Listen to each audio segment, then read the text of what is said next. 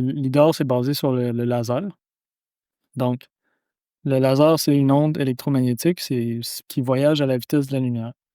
Si tu envoies ton laser, un pulse laser dans une direction donnée, puis tu calcules le temps que ça prend au pulse laser à rebondir sur une surface puis revenir à toi, tu connais la vitesse, donc en mesurant le temps, tu es capable de mesurer la distance de la surface qui a été frappée par ton laser. Si tu répètes cette opération-là des milliers de fois par seconde, ça produit ce qu'on appelle des nuages de points. Fait que le lidar, dans le fond, c'est quand on voit les fameuses voitures là, avec l'espèce de truc on top là, qui a l'air rotatif. Là. Ouais, Donc, c'est à cause de ça. effectivement. Fait que ça, c'est des lidars 3D parce que, ben, c'est ça, les lidars 2D, c'est un laser qui tourne. Les lidars 3D, c'est plusieurs lasers qui sont dans différentes orientations qui vont tourner, puis ça va te créer un scan 3D.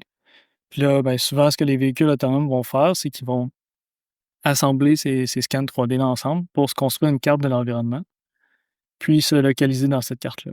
Il y a certaines compagnies comme Tesla qui, eux, se basent juste sur les caméras, mais c'est vraiment nécessaire d'avoir une façon de se localiser dans l'environnement parce que le signal GPS n'est pas assez fiable pour se fier juste sur ça pour naviguer, disons, en ville ou des choses comme ça. Fait que le véhicule doit être capable de, même si le GPS est offline, plus accessible, doit être capable de piger où il est dans le monde, puis piger la direction. Puis en fait, piger son endroit où il est, puis la direction où il s'en va. Là. Exact.